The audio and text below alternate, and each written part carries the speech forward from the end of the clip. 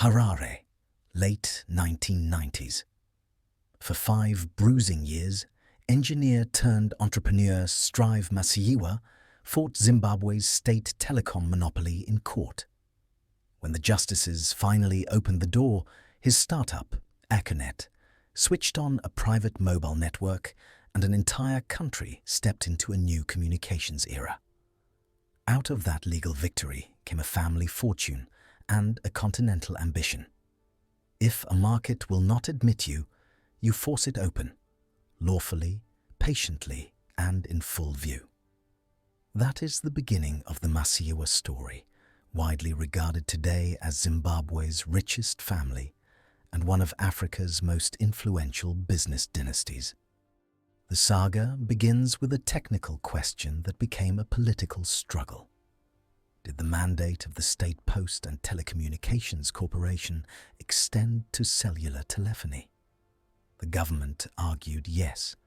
Masiyiwa argued the statute was outdated and competition in mobile was both legal and necessary. Years of refusals, injunctions, and appeals followed. Timelines differ across accounts, but the through line is clear. A sequence of court decisions forced the market open, culminating in a decisive late 1990s ruling that cleared the path for Econet to operate. There was no single magic day. There was the principle that legal certainty unlocks private capital in risky markets. Without that door ajar, no tower goes up, no scratch card is sold, no handset rings. With the license in hand, Econet built coverage and reliability like an obsession. Prepaid economics fit a cash-constrained society. An army of agents reached neighborhoods far from traditional bank branches. Customer service became a competitive weapon. Each new tower was a small hedge against macroeconomic chaos. The result was scale, subscribers, revenues, and, most importantly, predictable cash flow that won credibility beyond Zimbabwe's borders. Financiers who normally shun political risk saw an operator that had survived the courts, outlasted gatekeepers, and kept growing. Mobile minutes became the lever for something larger, not merely serving end users, but owning the infrastructure beneath Africa's internet. That pivot to infrastructure transformed the family from wealthy to influential. Through liquid intelligent technologies, the group moved from operator to owner of the pipes. Where others leased or patched capacity, Liquid laid terrestrial fiber across borders, built neutral interconnects, and turned on the long-haul arteries that let data flow within the continent instead of endlessly hairpinning overseas. By the early 2020s, the network spanned well over a dozen countries and tens of thousands of kilometers. Development financiers backed the effort, validating both the business case and the public good case for wholesale connectivity. Owning backbones shifted pricing power upstream and unlocked new lines of business: data centers, cloud, and cybersecurity. Exact league tables are slippery. What counts as owned? What counts as lit? But the strategic point endures. Scale plus neutrality made Liquid a keystone of Africa's internet. In an economy where cash frequently evaporated and banks faltered, mobile money was not a luxury. It became a lifeline. EcoCash emerged to move wages, groceries, bus fares, everyday value, through a web of agents that reached into the countryside. Success drew scrutiny. Banks and regulators accused the service of wielding gatekeeper power over USSD rails and agent networks. Arguments over transaction limits and anti-abuse measures followed, especially as authorities tried to contain currency pressures that spilled into the parallel market. For Econet, it was a delicate balance. Uphold a promise of open networks and inclusion while complying with orders in a stressed economy. The episode revealed a hard truth about fintech in fragile environments. It is profitable while politics permits it, and a lightning rod the moment macro problems are fought through the payment system. That tension was pushed to its limit in January 2019 when authorities ordered an internet shutdown during protests. Operators, including Econet, said they had received formal directives. A court soon ruled the order unlawful because the official who signed it lacked the proper authority. Services returned, digital rights groups cheered, and lawyers noted the narrow basis of the ruling. The problem was who gave the order, not whether a future, properly issued order might stand. For businesses, the lesson was stark. You can advocate for open networks and still be compelled to close them. A judge can vindicate you later without undoing the economic and reputational damage of the interruption. As the backbone grew, the business model evolved. Under the Cassava Technologies umbrella, the group combined infrastructure with platforms, Liquid for connectivity, Africa data centers for co-location, Liquid C2 for cloud and cybersecurity, with fintech and app layers such as Sasai above. The idea is disarmingly simple. If you own the fiber and the buildings where the fiber terminates, you can host, secure, and optimize the workloads that travel over it. Value shifts from minutes and megabytes to compute, availability, and trust. In Africa, the logic is stronger still. Data sovereignty, latency, and the cost of long international routes weigh heavily on enterprises and governments. Public and private financiers read the same future. New equity, anchored by development finance institutions, funded more cables, more racks, more power, precisely what is scarce when demand for cloud and AI begins to climb. That brings us to the modern buzzword, AI.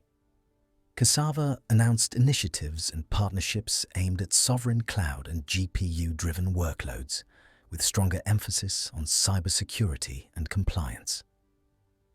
The pitch is attractive. Keep data local, offer compute close to users, and give sectors from agriculture to health access to models that once required expensive, distant capacity. But technology is nothing without utilities. Anyone promising AI at scale in Africa must first guarantee electricity. The real test is not the press release, but the kilowatt hours.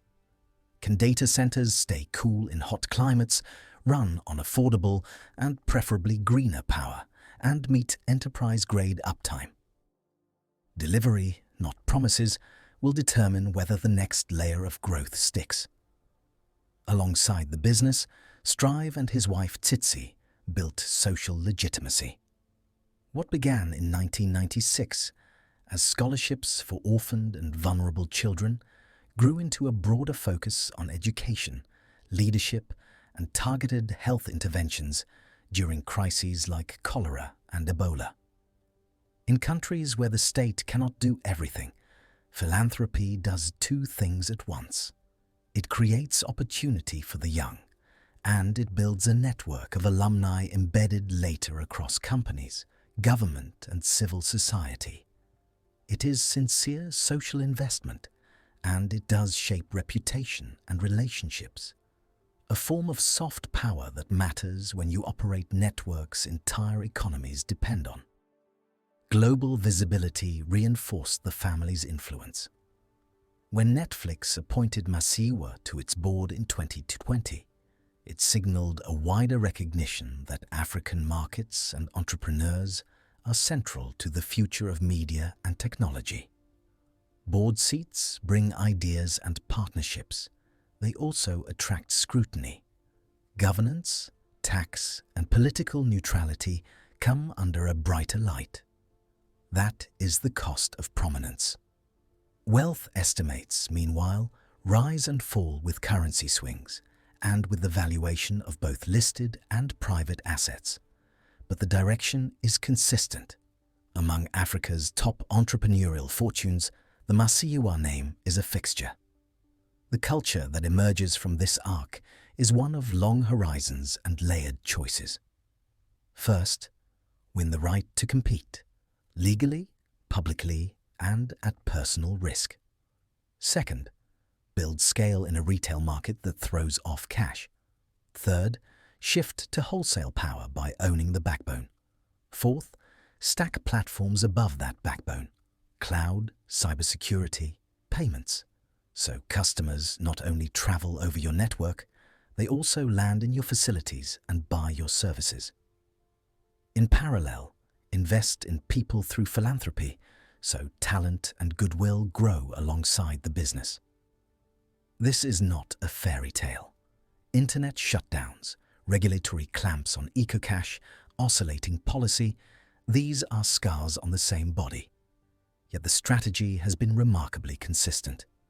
It also explains why, though rooted in Zimbabwe, the family never bet on a single country.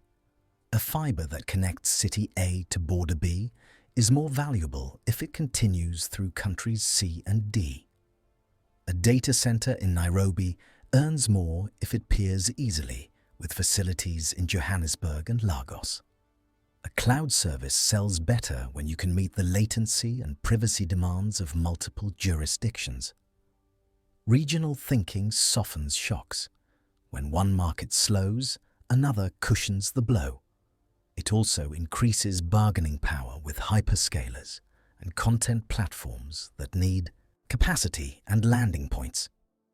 You can join their plans, but you can also set terms on data localization, peering, tariffs. 3 structural risks remain. The first is energy. African data centers must choose among expensive grid power, diesel with reputational and cost penalties, or significant self-generation.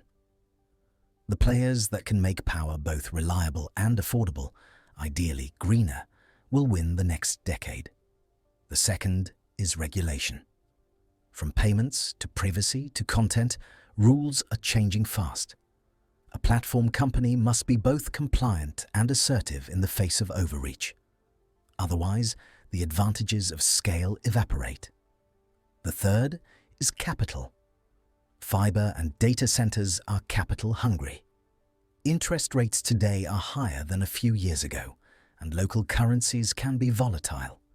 That makes development finance institutions, export credit agencies, and partnerships with large integrators and cloud providers a lifeline, not a luxury. There is a societal dimension too. When one group owns the cables, the data halls, and the services above them, concerns about competition and access are natural. The remedy is transparency.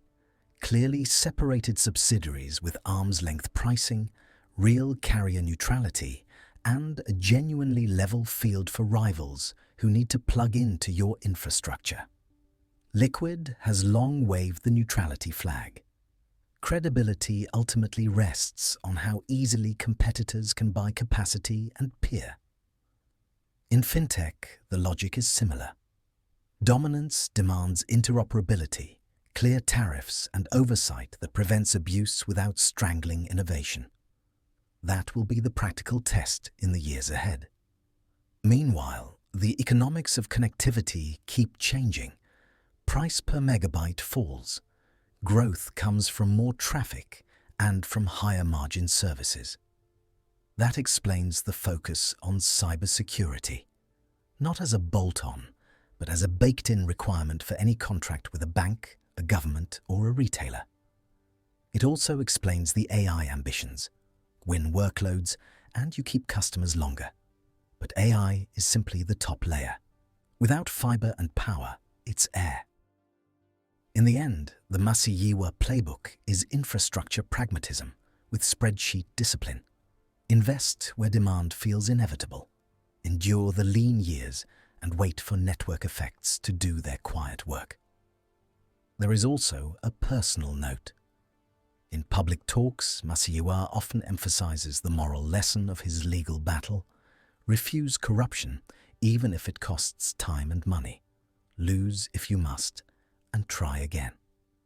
That posture has shaped a generation of African founders who learned you can win without taking the shortest route, even if it takes years. It is a style that fits Telecom. Little glamour, lots of persistence, and every kilometer of cable a decision. The family built wealth by doing things few wanted or could do. Litigate against the state, pull fiber across sparsely populated terrain, build data centers before demand was obvious, and launch products in economies with few dollars to spare. What does it all tell us? That the Masiyiwa family's wealth is not the result of a single lucky break, but of a sequence of reinforcing decisions. Enforce the rule of law, build scale, own the infrastructure, stack platforms, use philanthropy as capacity building, and leverage global boardrooms to widen influence and attract capital. None of that erases political friction. It makes it manageable. Looking ahead, if more African data stays local, and if power becomes cheaper and greener, influence will migrate from the retail operator to the infrastructure architect. That is precisely where the family now stands. Less the seller of minutes, more the builder and custodian of the digital public house where others live, work, and compute.